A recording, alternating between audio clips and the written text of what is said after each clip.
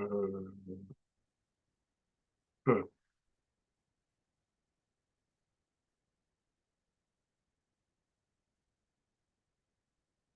I can't see what's going on. Okay, I have to stop the share. Okay, here we are. All right. Om Bhadram Karnevhi Shunuyama Devaha Bhadram Pashve Maksha Virya Jatraha Sthirair Angais Tushtuvag Sastanuvihi Vyashema Devahitam Yadayuhu Shastina Indro Vriddhashravaha Shastina Pusha Vishwavedaha Swasti Nastarksho Arishtanemihi Swasti no Brihaspatir Tadhatu Om Shantihi Shantihi Shantihi. So we have completed the first two chapters of Mundaka Upanishad, and a lot of things have been discussed there. Mainly started with two types of knowledge, higher knowledge and lower knowledge. Higher knowledge is the one which gives us permanent satisfaction, joy, fulfillment, spiritual joy, spiritual freedom. And rest of the all other kind of knowledge which is related to this empirical world, they are also important, but both should go hand in hand, and higher knowledge is the one that we should never lose sight of. That is the, and many methods were discussed. One was meditation with the help of Om, that will take us to that higher knowledge about our true nature. And also, incidentally, the different pointers about that spiritual reality were also discussed. All of these we have seen. So the main themes of the Upanishad is over. Now, in the third chapter, it is almost a consolidation what we have already studied, and the same idea about the spiritual reality is presented with an imagery of two birds sitting on a tree. In the same tree, two birds, they are sitting. With this analogy, the third chapter starts. Then the Upanishad speaks about what happens to a person who has got the higher knowledge. What is their behavior like?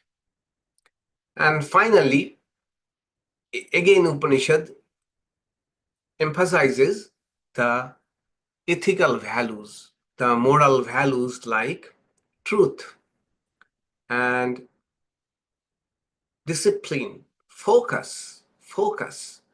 These are all help in the higher knowledge, So every Upanishad we can see, if you remember the three concentric circles about any path, spiritual path, we more or less can generalize the mandates or recommendations of each spiritual path with the help of three concentric circles. At the outermost, there will be some moral values, which are like foundation, without which spiritual life will be on a shaky foundation. Then comes the other practices, which are important practices, which lead us to the the final practice or final breakthrough. So for instance, in Kena Upanishad, we saw that so many virtues were at the outermost concentric circle. Then the middle circle represented the celebrated method of shravana and manana and nididhyasana, that is trying to reflect on our experiences, reflect and meditate. But finally, that the core was this realization. Core was the realization. In Kena Upanishad, it was presented that moment to moment, we have to try to grasp the reality, moment to moment. Because in Kena Upanishad says, pratibodha viditam.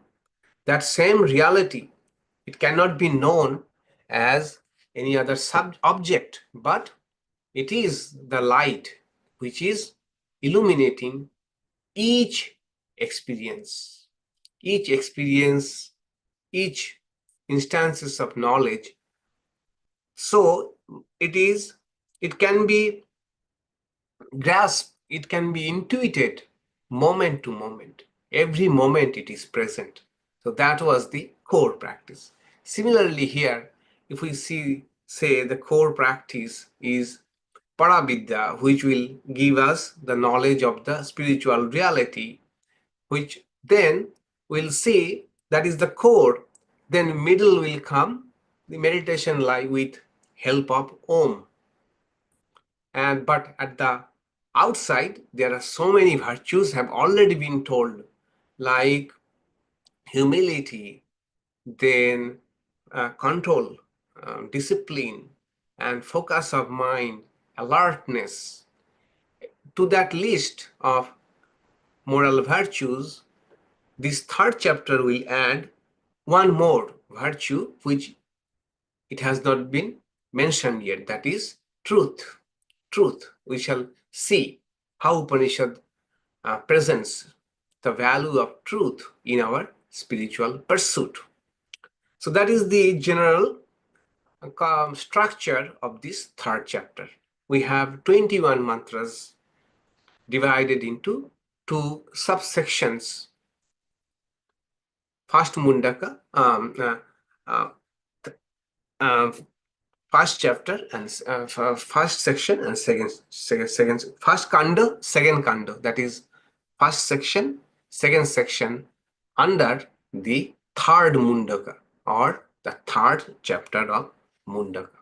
Okay, so it starts with a imagery of two birds, and this is unique. In so many Upanishads, there are this idea of two birds appear only in the Mundaka Upanishad. Two birds. Okay. Wonderful ideas conveyed in 3 verses. Let's see. We will probably cover 2 verses, first 2 verses of third chapter today. So it is all about lower self and higher self. Dva suparṇā sayujā sakhāyā samānaṃ vṛkṣaṃ pariṣasvajāte tayor anyaḥ pippalaṃ svādu atti anaśnan anyo abhicākaśīti. So each word is very meaningful. General translation of the mantra is 2 golden birds, closely bonded companions, perch on the same tree. One of them eats the sweet fruit of the tree with relish, while the other simply looks on without partaking. So two birds sitting on a same tree. So it is quite obvious that two birds have deeper meaning. So what are the deeper meanings? Okay, just a minute. I have to unmute. Please. The Jivatma and the Paramatma. The Jivatma is the lower bird and the Paramatma is the upper bird. Yes, bang on. Perfect. Jivatma and Paramatma. The lower self and the higher self. Or we may say the empirical self, the self that is transacting with the world, and the transcendent self or our spiritual nature, higher nature, empirical self and spiritual self. So the one bird represents the jiva or the empirical self, which is engaged in the material world, and it tastes its fruits and experiences pleasure. So here, when it says experiences pleasure, we have to add that the experiences of the world, the fruits, the experiences are not pleasurable alone. So it means the other two, the pleasure and pain. So the lower bird eats different types of fruits. So why it is called pleasure? Because literally the word sadhu means delicious, delicious. But in this context, it does not mean only delicious fruit, but fruits which are delicious, not so delicious. Fruits which are ripe, unripe, sweet, sour, different types of fruits. Okay. Had all the fruits been sweet, then there would not have been any problem. But some of the fruits are not pleasurable. And this bird symbolizes the jiva, our empirical self, our lower self, the self that we are always engaged with. And the other bird symbolizes the Paramatma, Supreme Self, the witness self, who remains detached from all of this, simply observing without participating. Okay, these two birds. Now, wonderful words have been used. One is samānaṃ vṛkṣe. In the same tree, they are not in two different trees. They are in the same tree. So one interpretation of the tree is what? What do you think? Tree. What the tree means here? The world. The world. The world is one. Yes. Another interpretation of the tree is the jiva. Yes, the body itself. The body itself. Okay. So in this body alone, the two birds reside. That is very important. It is not that they are in different places. In the same tree means in the same being there are two selves as it were. Okay, and they are sakhāyā. Sakhāyā means buddies. They are friend. And sayujā. Sayujā means not only buddies, but they are inseparable. They always go together. They are always present together. So the idea is that what we call jivatma, empirical self, that cannot exist with the Paramatma, the higher self. Right? And the higher self requires the lower self to express itself. express itself. It is just like electricity exists, but we can only infer their presence from the gadgets, the outlets, the fixtures, the fans. So without lower self, the Paramatma will remain transcendent. It will have no purpose. But this lower self, empirical self, is through which this Paramatma expresses itself, manifests itself. Okay, so they go hand in hand. They are together. That is a wonderful assurance that the higher self and lower self are they're just right around there, right around. It's a different thing. I am unable to appreciate the presence of the higher self or Paramatma, but they are just around there, around there. It is not somewhere else, not in another tree, not in another world as such, but present here itself. That is the beauty. The tree represents the body or the material world, which is rooted in karma. And as tree bear fruits, so also there are through our body or in this world we experience different fruits, which are result of our karmas, result of our karma. Here, the fruit has been named pippalaṃ. Pippalaṃ means the fruit. Basically, a fruit from the tree called pippala. Pippala. And what is people tree? What is people tree? It's a fig. A kind of fig, but larger, very larger, huge, huge. So this imagery of comparing the world with tree appears in Kathopanishad, in Bhagavad Gita, chapter 15, Mahabharata, and in several other places. This world has been compared with a tree. And not only tree, it is an uprooted, upside down tree. That is, these roots are above. That is, above means not literally above, but roots are subtle. In that sense, it is above.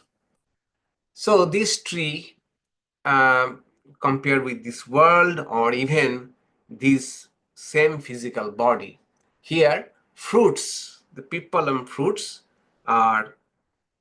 grow, and in the same way we go through different types of experiences through this body and in this world. In that way, as in the same way, a same tree yield sweet fruit, unripe fruit, good fruit, not so good fruit. Similarly, our experiences, which are result of our previous actions, are also like that. Okay, and another comparison between the tree and this body is both of them are temporary. Okay, both of them are temporary. So the people tree is ashwatthva. People tree in Sanskrit is called ashwatthva. Another name of people tree is ashwatthva, which means such a mighty tree, but that also would not last tomorrow. Tomorrow means here forever. Okay, even that won't last forever. In that sense, it is ashwatthā, temporary, seemingly gigantic and majestic and such a huge, but that also will collapse. So in history, we can immediately bring lessons from history. There's so many mighty empires, and that when they were in their heyday, nobody could think that these empires also collapse one day. Nothing will remain of this emperor. Similarly, the tree of life, tree of this world, is changing, continuously changing. Today it is one, there will be a cycle change, there will be another change. Same. So that is the beauty of the imagery of tree. It won't remain tomorrow. So what is the relationship between the birds? So these two birds are not entirely separate entities, but they are connected. They are sakhāyā, they are companion and friends, and sayujā, they are inseparable. They exist together all the time. As I said, inseparable buddies. So the jiva, the empirical self, is often caught in the wave of desires and actions, forgets his other body. Other body is nothing but its true nature. Okay, the real friend. So the what empirical self, the lower bird, is doing is forgetting that it has got a friend which is beyond all of this. So the higher the bird, which is the upper bird, is the silent witness. And not only that, the upper bird waits for the lower bird to look inward. Look inward. So I am all the time here, buddy. You are not just looking inward. Okay. There is this Kabir song. It just I remember now.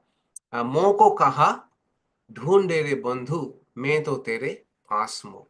It's a Kabir the saint, many Sufi songs and devotional songs. So he writes that, where are you looking for me, my friend? I am closest to you. Closest to you. I am not in the temple. The other verses of the song. I am not in the temple. I am not in the mosque. I am not in the church, but I am nearest to you. Similarly, the higher bird is very nearer than the nearer. Only we have to look inside. That is the point. The point is here, if we what it is implying is, as it were, we have two choices. We mean the sentient I. What I mean after waking up as I.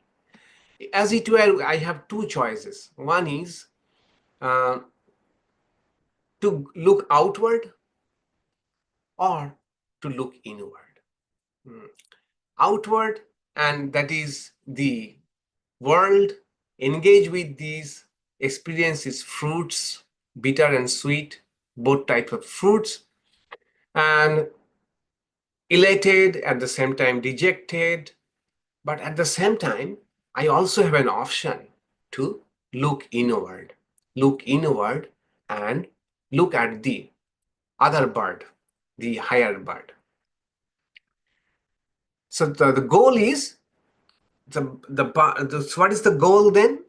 This verse is implying that we have to identify ourselves with the observer bird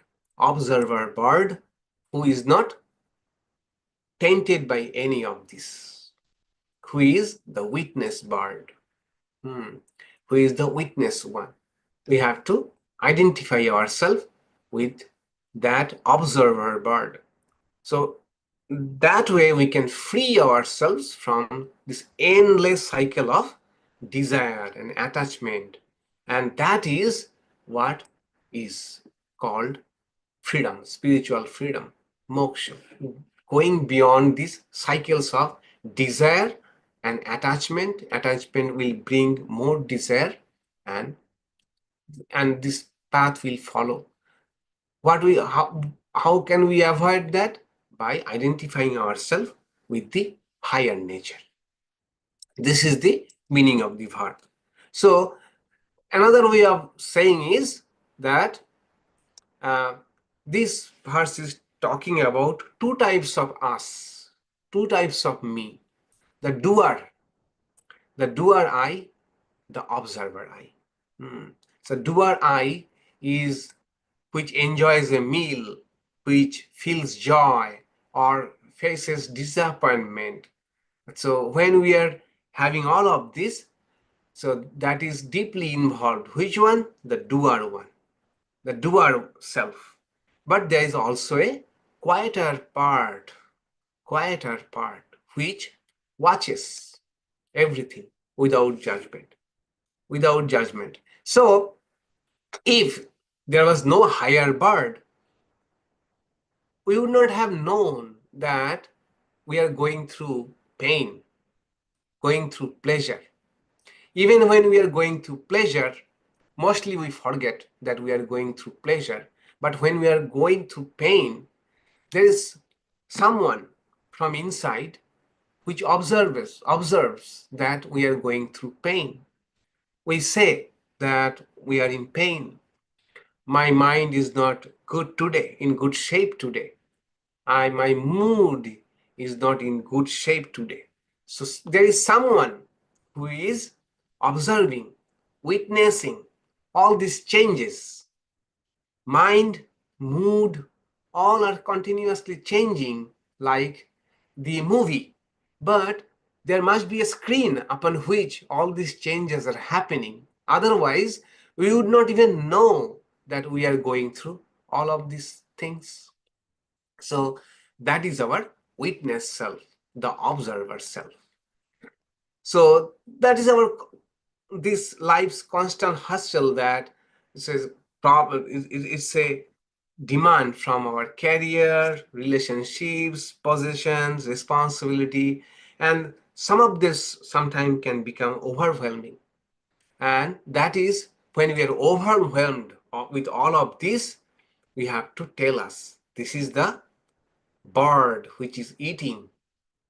There is the bird which is eating all of this kind of fruits. This imagery may help when we are overwhelmed with all of this.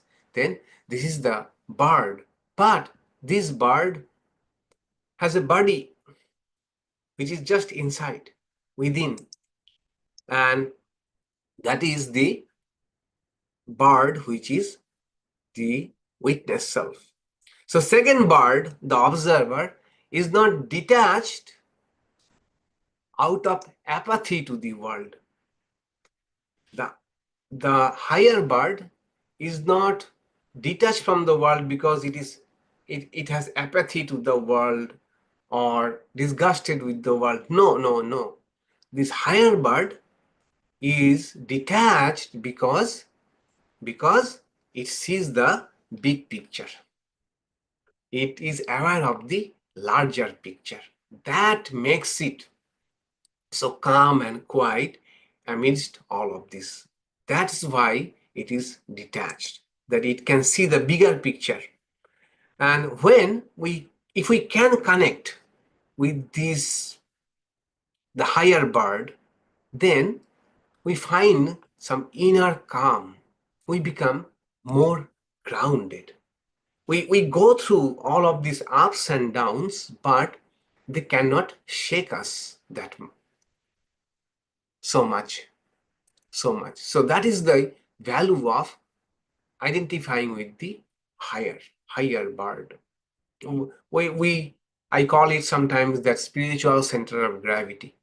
If we have a spiritual center of gravity, then the ups and downs, which is inevitable, nothing can eradicate sufferings forever. But we can remain calm in the midst of all of these ups and downs, and we can maintain our serenity in the midst of all of this. That is the role of the higher bird. So this verse encourages us to cultivate awareness, and to step back, moment to moment, from time to time, to step back and to witness our thoughts and actions. And when we do that, we find that in the midst of all of these changes and what is happening, there is a still inner peace, a center of calm in each of us. So this teaching is not, which it may appear that it is rejecting the world. It is not. It is not about rejecting life or even engagement with the life, but approaching life and approaching world with balance. By learning to be the observer bird, we can live more joyfully and meaningfully while keeping our higher purpose on view. So if we can identify ourselves, not all the time, but as much as we can, with the higher bird, then we can maintain that peace and serenity and calm even in the midst of all these experiences. The sweet fruit, the bitter fruit, no matter what we go through, we can still find serenity in the refuge of the higher bird, which is our friend, which is our friend.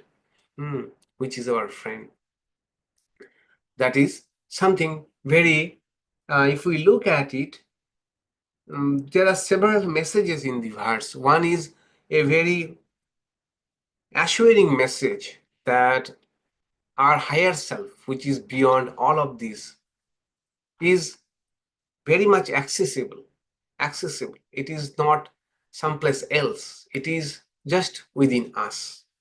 The previous chapters spoke about the lotus of the heart, the golden heart, golden place, the Hridaya Pundariksha, the golden heart space in our spiritual heart center. Those are the words we used earlier. So it is there inside. We can access it. So this, yeah, people tree is also kind of bodhi tree. Yes, exactly. People tree is also bodhi tree. Any question about this verse?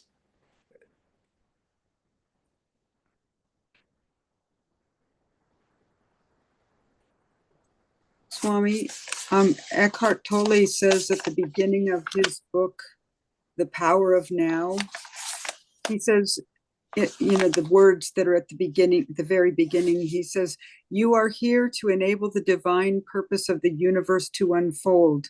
That is how important you are." So in other words, we express this. We express the Paramatman by our presence here. So right. Yeah, it's powerful. Right, exactly. So that awareness should be present in us. If we can keep that awareness present.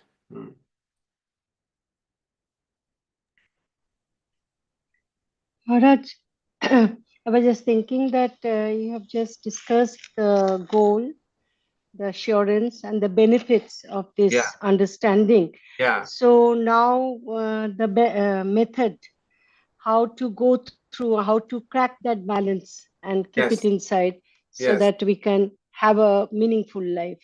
Right, exactly. So how you can do that? Meditation, awareness, mindful, being aware, mindful about, as much as we can, mindful about. All right. So more benefits about identifying ourselves with the higher bird is in the next verse.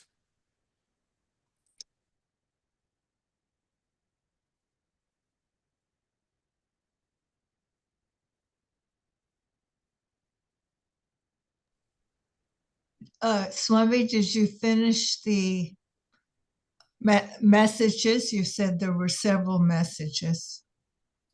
Oh, chats? You No, I see only one chat message. Oh, Yeah, and it was a direct message from Lalita Bhattacharya. It was not a question. That's what you are meaning, Betty? you were about to list several messages in the mantra, and you only listed one. I think maybe you got distracted.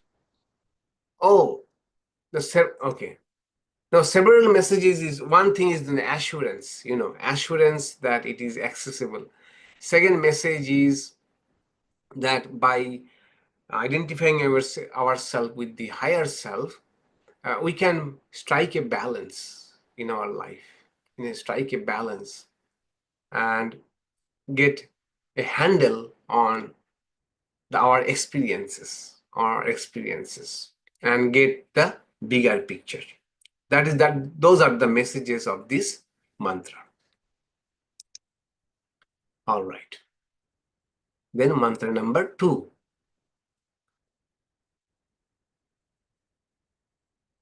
The spiritual transformation that occurs when we shift our identity from the fruit-eating bird to the witnessing bird.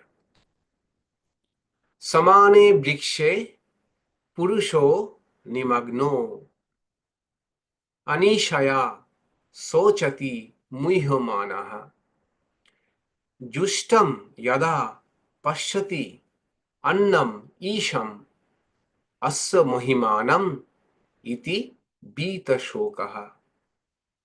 So here, one thing we have to remember, when here in this context, puruṣa does not mean the transcendental reality. Puruṣa here means, in this verse, the empirical being, the lower bird, jivatma. Okay. Because in this Upanishad, mostly the word puruṣa have been used so far all the time to denote the spiritual reality. The Brahma is here in this Upanishad has been called puruṣa. But in this context, puruṣa does not mean that spiritual reality, but individual being, the jivatma. So meaning of this verse is, on the century, the individual self is deeply immersed, deluded, and grieving due to ignorance. But when it perceives the other, the supreme being, the ruler of all, and witnesses the glory, it becomes free from sorrow. Free from sorrow. So what will happen if the bird identifies itself with the higher bird? That is what is being said in this verse. Okay, samāne vṛkṣe. So the one is the two states of the individual. One is the jiva, individual self, is caught in aniśayā. Aniśayā means ignorance as well as helplessness. Helplessness. And wonderful, see how this verse captures the fundamental principles of psychology. It says, aniśayā muhyamānaḥ śocati. Aniśayā means when one finds, isha means when I have control over my life. Aniśayā means I feel helpless. I have no control over things happening. And that leads to this sense of helplessness, leads to what? Muhyamānaḥ, depression. And when we are depressed, then śocati, we are afflicted, we are worried, we feel we are weighed down by negative thoughts or afflictions and misery. And that is what the positive psychology they have discovered that this helplessness is called learned helplessness or learned helplessness. That when an animal or even a human being is, no matter what they are doing, nothing is bringing their desired result. It is a sense of helplessness.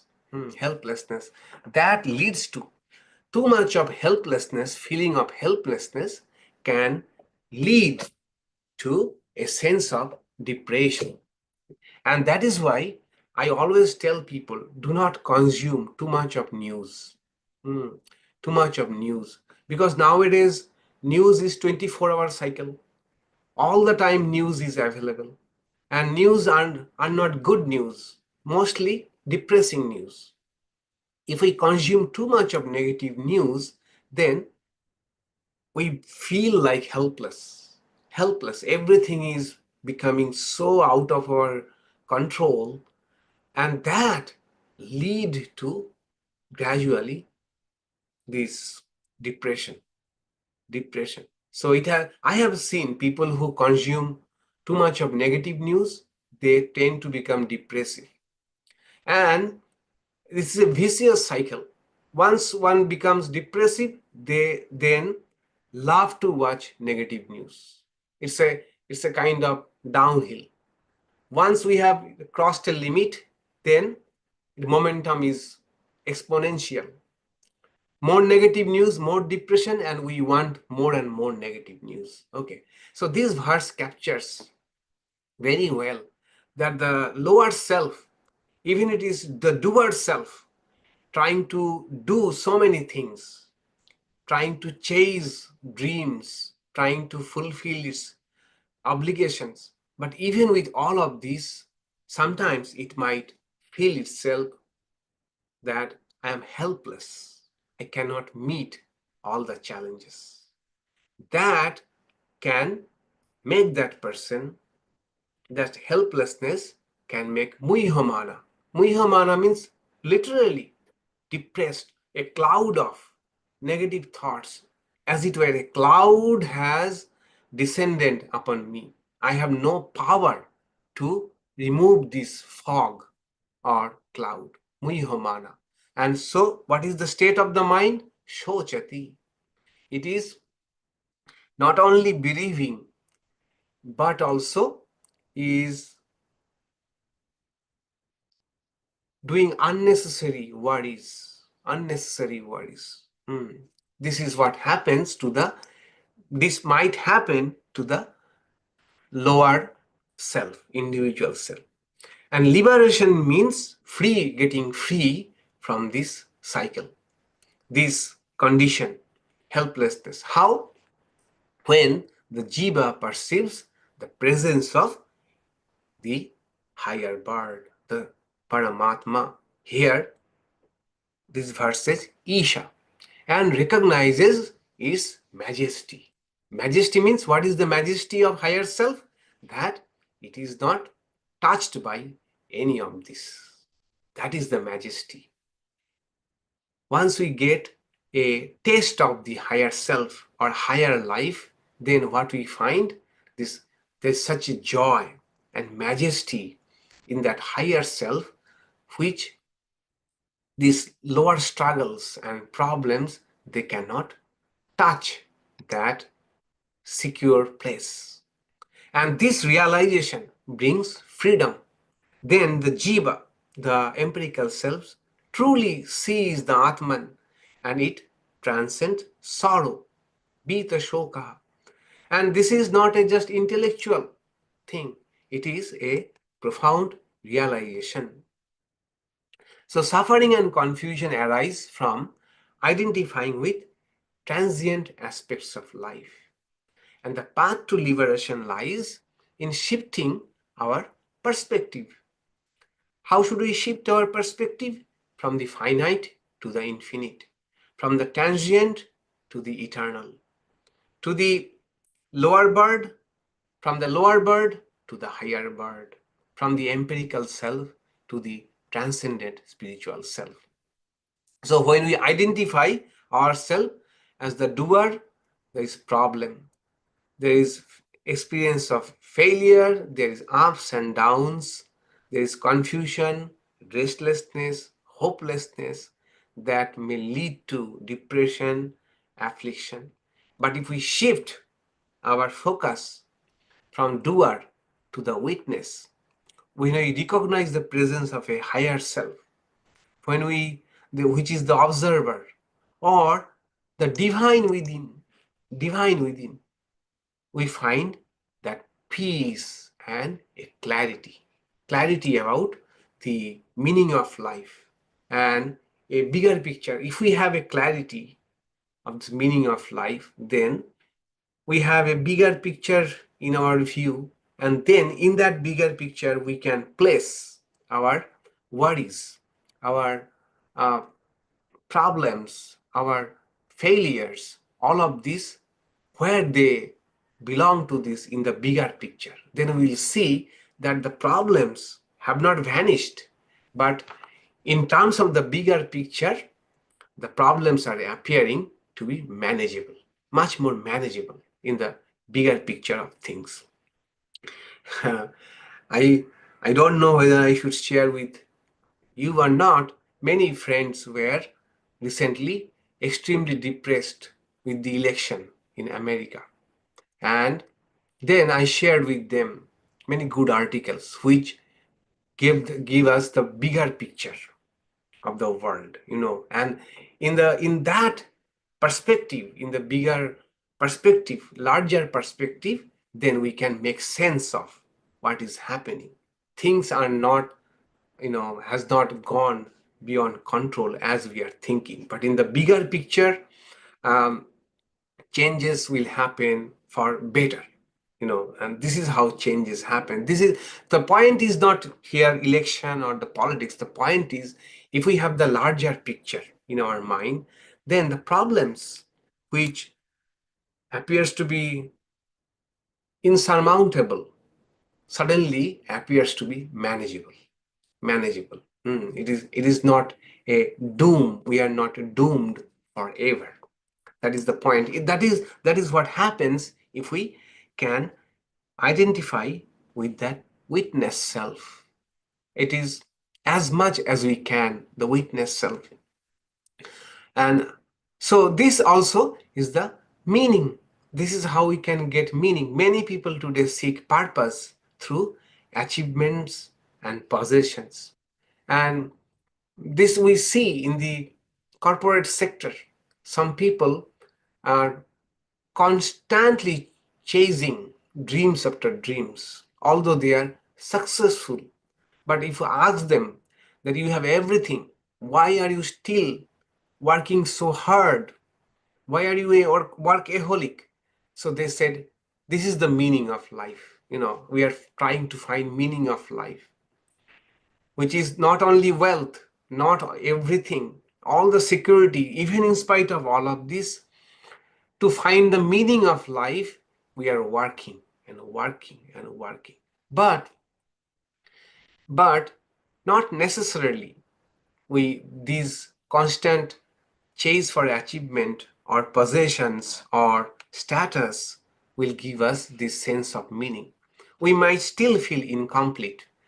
And Upanishad and Mundaka Upanishad is telling that look inward and rediscover that vast, peaceful presence that is within us. And that spiritual meaning, that is the one of the most grandest meaning one we can assign to our life.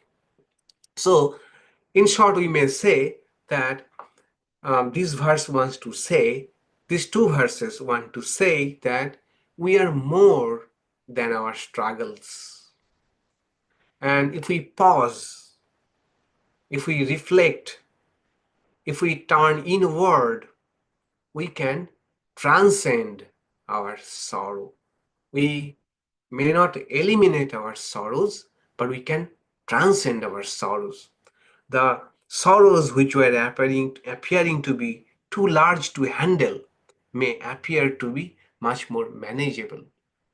And a life which is centered in this spiritual pursuit, the seeking the higher bird within, such a life is filled with peace and meaning. Peace and meaning. And the witnessing bird is nothing but the divine presence, which is waiting for us, that the lower bird, let it just look inward. I am here. I am just here.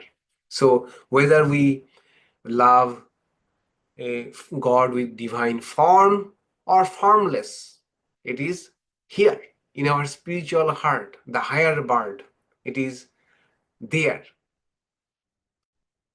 It is this higher bird alone is working to the lower bird. But then once, as if we remember, as the distance between the archer and the target in that Om meditation, the distance was not a physical distance. The distance was distance of not recognizing. Similarly, the lower bird and higher bird is not actually higher and lower.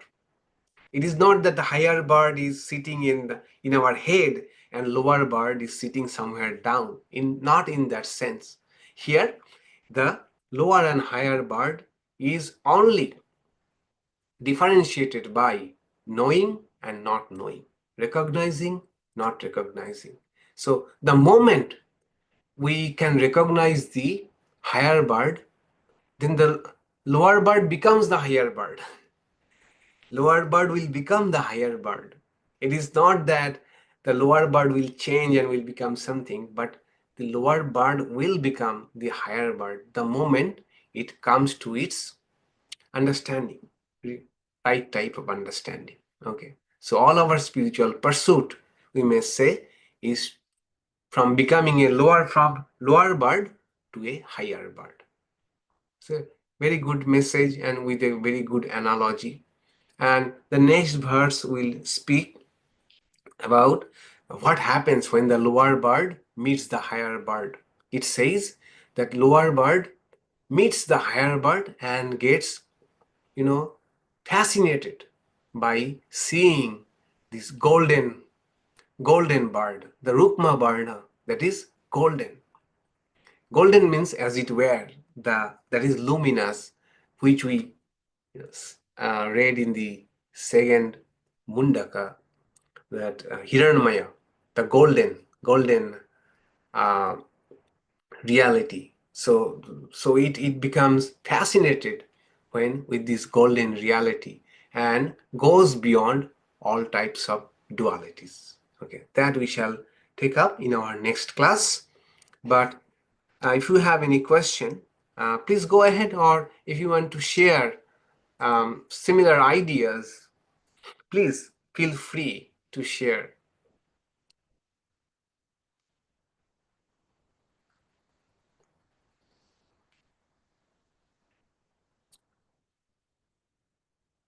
The witness self and the empirical self. This is the gist of all of this. Speaking of focus, I was reading today, although it is not so much related to our Mundaka Upanishad, but throughout Mundaka Upanishad, the value of focus and attention will be spoken again and again, over and over again. So today, in Scientific American, an article came just today that the power of concentration. So idea is they did a lot of studies and experiments. They found that if someone is expert in any one field, what happens is to become expert in one field, one has to put lot of concentration and effort to become expert in one field. That ability to focus and concentrate on profound ideas or difficult ideas, challenges that one has to that one has to win to become expert. That ability plays in all other domains too. That is, if someone becomes an expert painter, it gives the person a capacity to concentrate, hold attention in any other aspect of life. Sri Ramakrishna said, one who can measure sugar well can measure salt also. He meant this, that if someone is expert and has learned the art of concentrating in one domain of life, that person gains as the capability or ability to hold their attention and concentration in other domains of life too. And one danger, one caveat of this study was, as we are outsourcing our problem solving skills to computer or say calculator or even AI, what we are missing is our capacity to engage deeply with challenges. Any problem is coming, we are outsourcing it to any other sources. We don't ourselves are not liking to go through this. Okay, and they have found that when someone very interesting, and they mention meditation and mindfulness, all of these, that they found that when we are in meditation, there is a kind of wave, beta wave. Beta wave, yes, probably beta or delta wave, I forgot. That wave is present throughout our brain, which gives, I think it's gamma. Gamma is gamma is when someone is expert meditator. Okay, expert meditator. But when we are meditating, and then I think it's a beta wave kind of it can be seen. And they found same kind of wave, although in lower amplitude, in people who are engaged in any work, which is complex work, which is challenging, but the person has the capacity or expert to solve the problem. They have only to sit with the problem and focus, hold attention. They found the same type of beta wave is happening.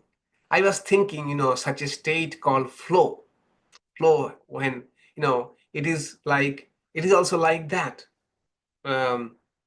When through years of practice, we have mastered something so well that now, although I'm engaged with the thing, but I am still at the same time free also. Engaged as well as free, a state of flow. I was thinking. So the relevance with Mundaka Upanishad is this. Mundaka Upanishad will again speak about the value of focus and concentration. So even if we, with the help of meditation and concentration, even if we don't get to the point Upanishad wants us to get, the upshot or the side effect, byproduct, is the capacity to focus in other domains. It will help in other domains too. I don't know whether it is relevant what I shared, but just I wanted to share.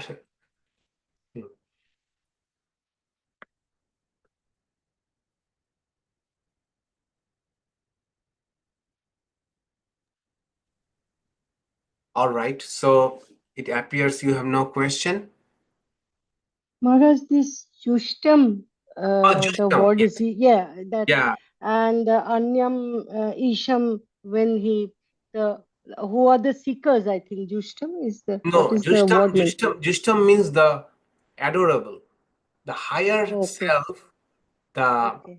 the higher bird is adorable, adorable, compared to the dejected self of the lower bird. The higher bird is adorable, very adorable. It is Isham, it is the controller of things. In the sense, it is pervaded everywhere and it is not under control of anything. Okay, it is self-sufficient, majestic. In that sense, it is Isha. Another meaning of Isha is this is divine. This is God, the higher self, Isha.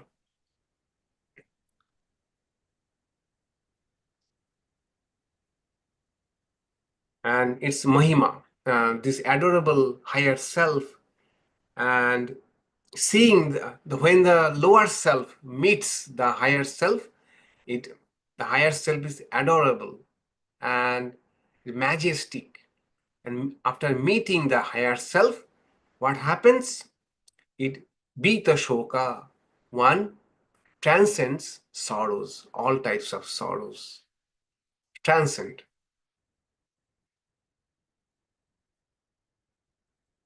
All right, so we have no question. So we have tomorrow Jagadhatri Puja. Those of you can make it, please come here. This is our 60th puja, 60th anniversary. This is the day our center was inaugurated 60 years ago. So it's important for us. So with this, we conclude here. We say Shanti, Shanti, Shanti, and see you next week. Okay. Om Shanti, Shanti, Shanti. Om peace, peace, peace.